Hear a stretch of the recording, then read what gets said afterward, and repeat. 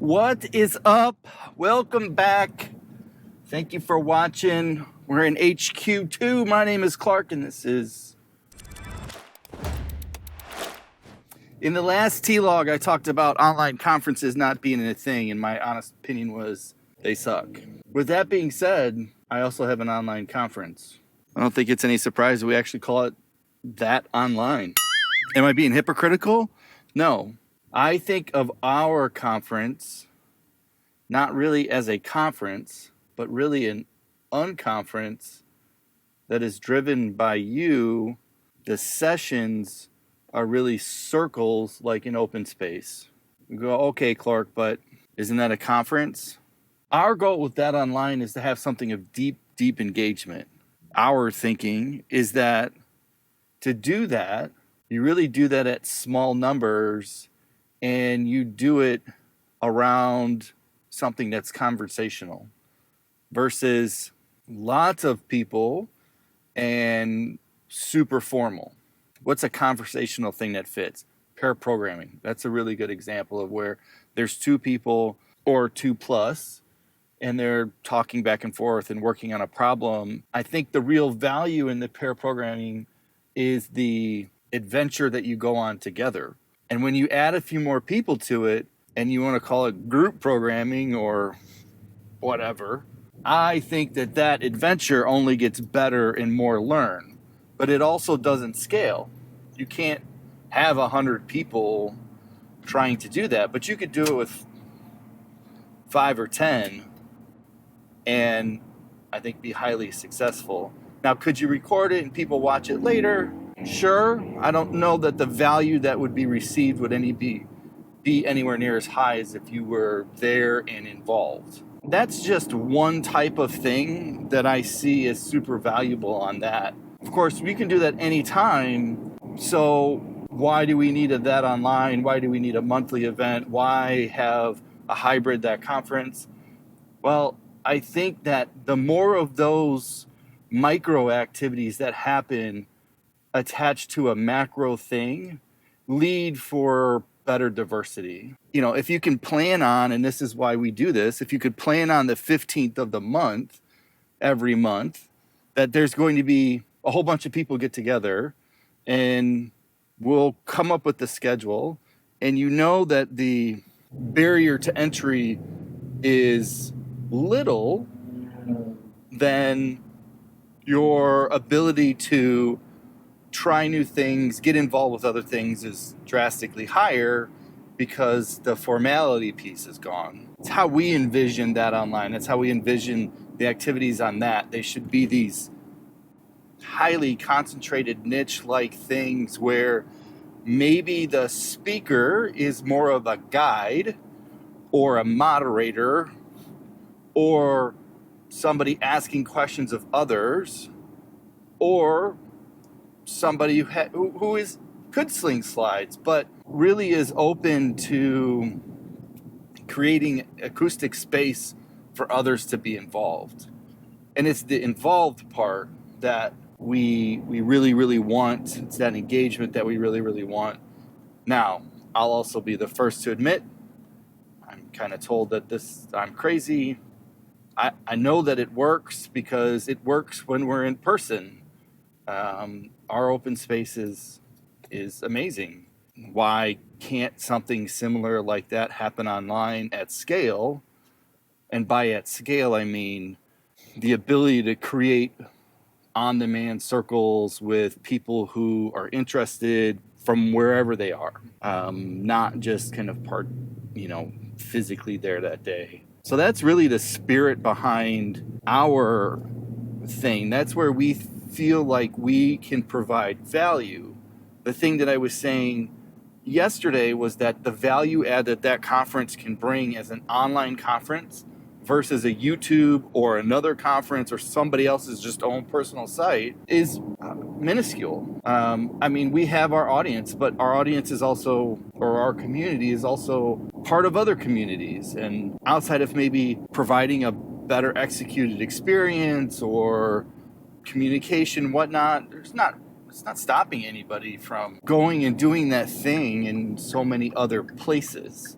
So Go to YouTube. What would be the value add to spend the time on TC? I can't sit here in good faith and say, oh yeah, we're so much better than YouTube. That's just bullshit. But when I think of online and I think about, hey, could we create a forum or a mechanism to create these micro circles, micro rooms, spaces, whatever you want to call them, we call them activities. I don't know that that's a great name either. And that those activities are meant to be visual, they're meant to be yours to make your own with deep engagement and less formality. Now you can see how seeking help may be completely different. You could share your screen, you can get online. Just the opportunity to interact is much richer than leaving comments on a Stack Overflow post. When I think of online, I think about the fact that we have limitless scale. Okay, forget bandwidth, right? People need to have bandwidth and they need to have a connection to the internet. But let's assume you have that. Then your reach is the globe and your duration is what you can make of it. And the technology that sits there is either already created or to be invented by us. But the topics and the people, they all remain the same, right? We all do these things. We all need help. We need help from others. We need to learn from other contexts across the world. One of the best things that I did when I went to work for a Bulgarian company was I didn't go with the mindset that the US was the best shit ever. And it was pretty eye-opening to see how the United States is perceived outside of. And there's a lot of things that happen in other countries that we could benefit from.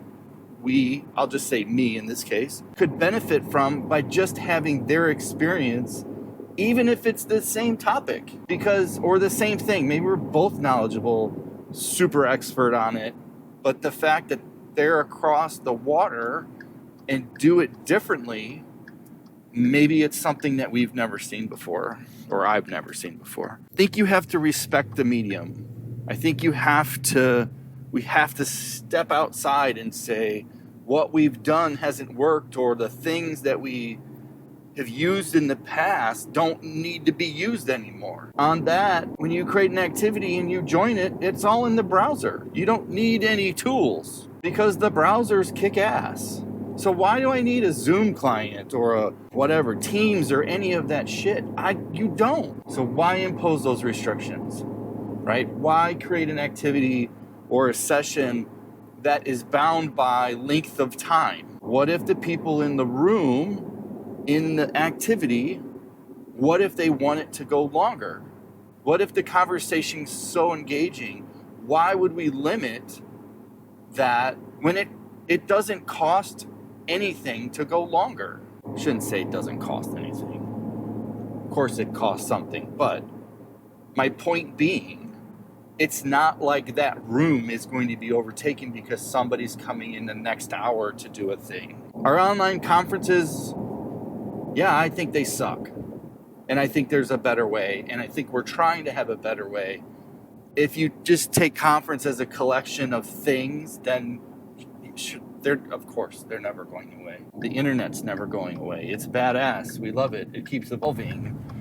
We keep iterating on it. But doing it like we do it when we're in person and just putting it online is bullshit. So that's that online. I don't know how to explain it other than this video.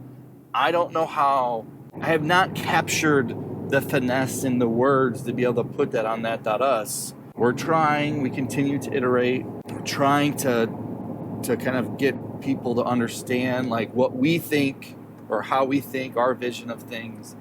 And for those who have come, I know it works because I've gotten the feedback that they love it. I know that the hybrid thing that we did when we made a decision to be hybrid and the folks that were online were only online. So we have add that and on that. And if you're going to be on that, then you need to be online. There's no Like, you have to respect that medium as well. Otherwise, the engagement piece goes out the window. And if, just like if you were going to be at that or somewhere, if you weren't physically present, it doesn't do you any good either. So that's the way I think about online conferences. That's that online. That's on that. That online is just our event on the 15th of the month. And that event is nothing more than a collection of activities. And an activity is what somebody wants to make it. And whether there's a moderator or a speaker or a guide or a panel, it doesn't matter. But that's how we think about it. That's how I think about it. I would really love for you to comment below and chime in on this thought, right? This is something that has been in my dome for the past 5 years.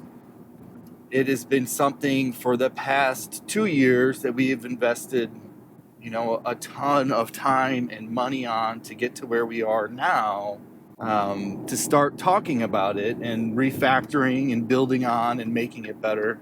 And having seen and participated in all the things that have been going on the past, couple years, I would love to know your thoughts. I would love to know if you think I'm crazy.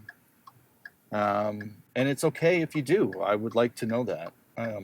I would like to know why you haven't participated. Now, many of you probably are just seeing this for the first time, but either way, like, what's stopping you from getting involved? What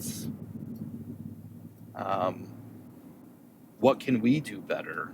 If you've been on the platform, what do you like? Like, why what resonated with you? What was the piece? Now, I'll freely admit, we have a ton of work to do to make scheduling better and how people get, not associated, but discover one another and discover topics and all that. And that's on the roadmap. Some of it's even built, but just not exposed. So I say all that because I really, truly do want to know what you think, how you feel, because we want to we're here to provide a service, and we want to help as many software developers as possible. So, or tech people, I shouldn't say just software developers.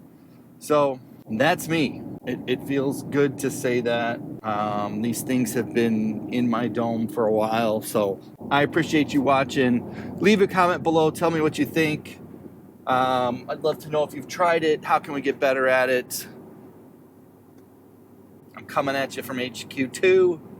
Thanks for your support, and that's another T-Log. I'm out.